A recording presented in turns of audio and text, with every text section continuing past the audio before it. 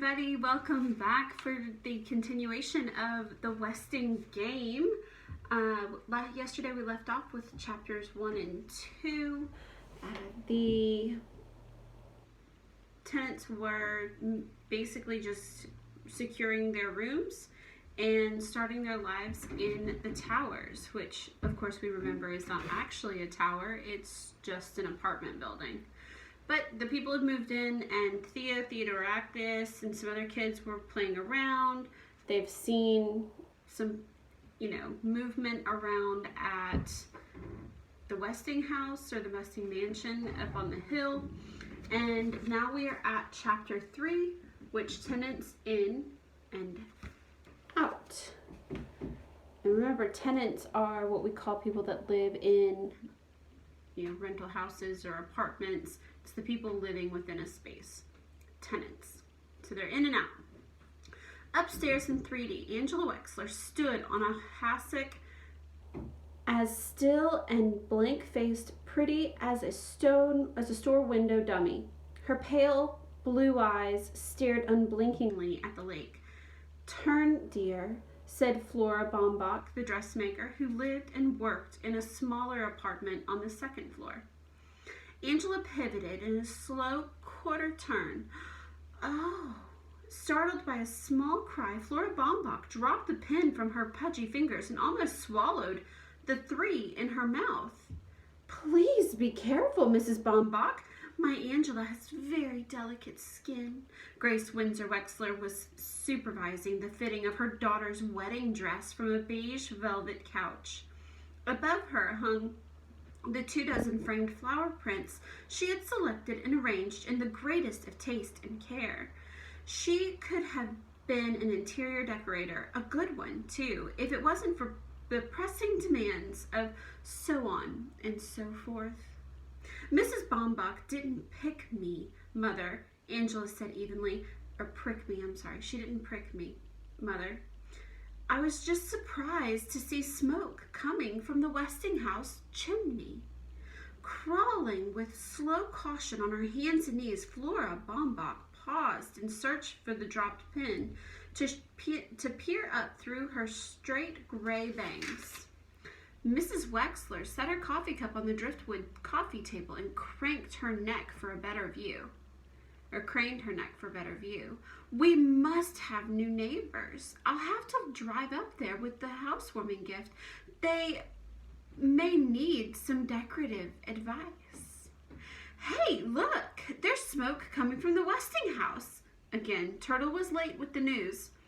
"Oh, it's you." Mrs. Wexler always seemed surprised to see her other daughter, so unlike golden-haired, angel-faced Angela. Flora Baumbach was about to raise with the found pin, quickly sank down again to protect her sore shin in the shag carpeting. She had pulled Turtle's braid in the lobby yesterday.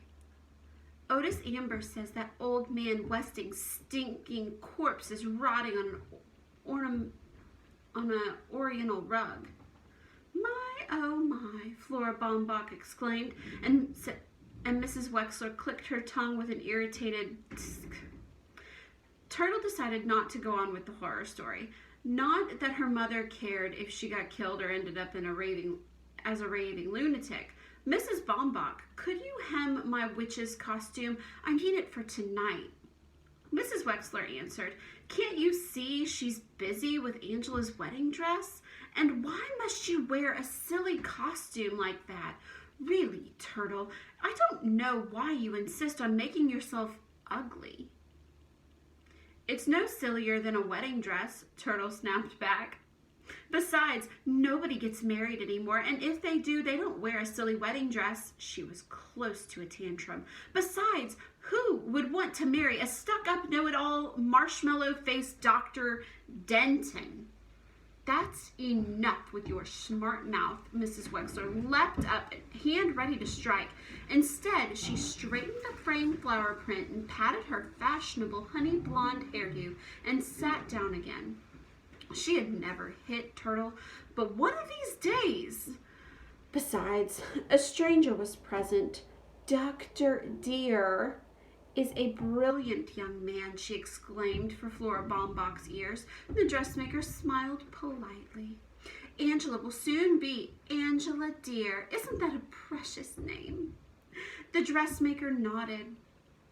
And then we'll have 2 doctors in the family. Now, where do you think you're going? And Turtle was at the front door, downstairs to tell Daddy about the smoke coming from the Westinghouse. Come back this instant. You know your father operates in the afternoon. Why don't you go to your room and work on your stock market reports or whatever you do in there? Some room is even too small for a closet. I'll hem your witch's costume, Turtle, Angela offered, and Mrs. Wexler beamed at her perfect child draped in white. What an angel. Crow's clothes were black, her skin dead white. She looked severe, rigid, in fact, rigid and righteously severe. No one could have guessed that under the stern facade her stomach was doing flip-flops as Dr. Wexler cut out a corn. Staring down at the fine lines in the pink scalp that showed through the podiatrist's thinning light brown hair did nothing to ease her queasiness. So, softly humming a hymn, she settled her gaze on the north window. Smoke! Watch it, Jake Wexler almost cut off her little toe along with the corn. Unaware of the near amputation, the cleaning woman stared at the Westinghouse. If you will just sit back, Jake began, but his patient did not hear him. She must have been a handsome woman at one time. That always cracks me up. Anytime that I hear somebody talk about a woman being handsome, it almost seems like a backhanded compliment to me to an extent. But I guess you could also think of it as maybe she's just being strong and muscular and confident, more of a masculinity of attractiveness versus a feminine.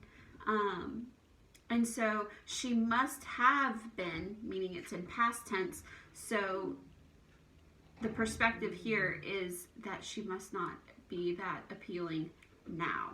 But that maybe at one point she was appealing to look at. But she must have been a handsome woman at one time. But life had used her harshly. Her faded hair knotted in a tight bun on the nape of her neck, gaunt neck, glinting gold red in the light. Her profile was fine, marred only with the jut of her clenching jaw. Well, let's get on with it. Friday was his busy day, and he had phone calls to make. Please sit back, Mrs. Crow. I'm almost finished. What? Jake gently replaced her foot in the chair pedestal. I see you've hurt your shin. What? For an instant, their eyes met. Then she looked away, a shy creature, or a guilty one. Crow averted her face when she spoke. Your daughter Turtle kicked me, she muttered, staring once again at the Westinghouse. That's what happens when there's no religion in the home, Sandy says. Westing's corpse is up there, rotting away on an oriental rug. But I don't believe it. If he's truly dead, then he's roasting in hell. We are sinners, all. What do you mean his corpse is rotting on an oriental? I don't know why that word keeps tripping me up every time I read it. Oriental rug. Some kind of Persian rug, maybe a Chinese rug. Mr. Hu joined his son at the glass side of the wall on the 5th floor restaurant. And why were you wasting precious time listening to an overaged delivery boy with an overactive imagination when you should have been studying? It was not a question. Doug's father never asked questions. Don't shrug at me. Go study. Sure, Dad. And Doug jogged off through the kitchen. It was no use in arguing. There was no school tomorrow, just track practice. He jogged down the stairs the back stairs. No matter what excuse he gave, "Go study," his father would say. "Go study." He jogged into the Who's rear apartment, stretched out on the bare floor, and repeated "Go study" to 20 sit-ups. Only 2 customers were expected for the dinner hour. Shin Hu's restaurant could seat 100. Mr. Hu slammed the reservation book shut, pressed a hand against the pain in his ample stomach, unwrapped a chocolate bar, and devoured it quickly before acid etched another ulcer. Back home again, is he? Well, Westing won't get off easy this time. No, not on his life. And a small, delicate woman in a long white apron stood in silence before the restaurant's east window. She stared longingly into the boundless gray distance, as if far, far on the other side of Lake Michigan lay China. Then Sandy McSuthers saluted as the maroon Mercedes swung around the curved driveway and came to a stop at the entrance. He opened the car door, and with a ceremony reserved for the Judge J.J. Ford, "Look up there, Judge. There's smoke coming from the Westing house." A tall black woman in a tailored suit, her short clipped hair touched with gray, slipped out from behind the wheel, handed the car key to the doorman, and cast a disinterested glance at the house on the hill. "They say nobody's up there, just the corpse of old man Westing rotting away on an oriental rug," Sandy reported as he hoisted a full briefcase from the trunk of the car. "Do you believe in ghosts, Judge?" There's certain to be more rational explanation." "You're right, of course, Judge." Sadie opened the heavy glass door and followed the judge's heels through the lobby. "I was just repeating what Otis Amber said." "Otis Amber is a stupid man, if not downright mad." J.J. Ford hurried into the elevator. She should not have said that, not her, not the first black or first woman to have been elected to a judgeship in the state. She was tired after a trying day. That was it. Or was it? So Sam Westing has come home at last. Well, she could sell the car, take out a bank loan, pay him back in cash. But would he take it? "Please don't repeat what I said about Otis Amber, Mr. McSuthers." "Don't worry, Judge." The doorman escorted her to the door of her apartment, 4D. "What you tell me is strictly confidential." And it was. J.J. Ford was the biggest tipper in Sunset Towers. "I saw some..." Chris Theodorakis was too excited to stutter out the news to his brother. One arm shot out and twisted up over his head. Dumb arm. Theo squatted next to the wheelchair. "Listen, Chris, I'll tell you about the haunted castle on the hill." His voice was soothing and hushed in mystery. "Somebody is up there, Chris, but nobody is there. Just rich Mr. Westing, and he's dead. Dead as a squash June bug and rotting away on a moth-eaten oriental rug." Chris relaxed, as he always did when his brother told him a story, and Theo was good at making up stories. "And the worms are crawling in and out of his dead man's skull, in and out of his ear holes, his nose holes, his mouth holes, in and out of all of his holes." And Chris laughed, then quickly composed his face. He was supposed to look scared. Theo leaned closer, and high above the putrid corpse, a crystal chandelier is tinkling. It tinkles and twinkles, but not one breath of air stirs in that gloomy tomb of a room. Gloomy tomb of a room. Theo will make a good writer someday, Chris thought. He wouldn't spoil his wonderful, spooky Halloween story by telling him about the real person up there, the one with the limp. So Chris sat quietly in his body at ease and heard about ghosts and ghouls and purple waves and smiled at his brother with pure delight. A smile that could break your heart, Slidell Pulaski, the tenant in 3C, always said, but no one paid any attention to Slidell Pulaski. Slidell Pulaski struggled to get out of the taxi, large end first. She was not a heavy woman, just wide-hipped from years of secretarial sitting. If only there was a ladylike way to get out of a cab. Her green rhinestone-studded glasses slipped down her fleshy nose as she grappled with a tall, triangular package and a stuffed shopping bag. If only that lazy driver would lend her a hand. Not for a nickel tip, he wouldn't. The cabbie slammed the back door and sped around the curved driveway, narrowly missing the Mercedes that Sandy was driving into the parking lot.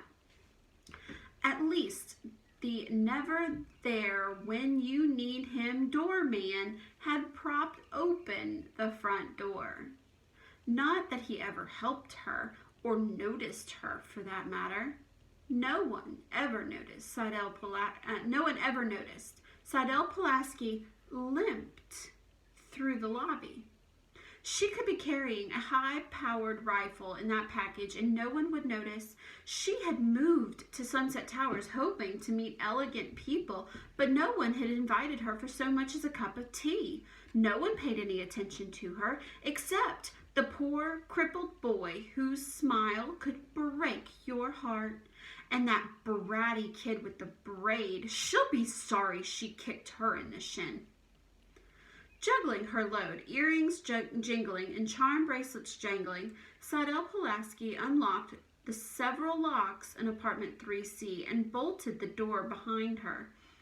There'd be fewer burglaries around here if people listened to her about putting in deadbolt locks. But nobody listened. Nobody cared. On the plastic-covered dining table, she had set up the contents of a shopping bag, 6 cans of enamel, paint thinner, and brushes. She unwrapped the long package and leaned 4 wooden crutches against the wall. The sun was setting over the parking lot, but Slidell Pulaski did not look out her back window. From the side window, smoke could be seen rising from the Westinghouse, but Slidell Pulaski did not notice. No one ever notices Slidell Pulaski, she muttered, but now they will. Now they will.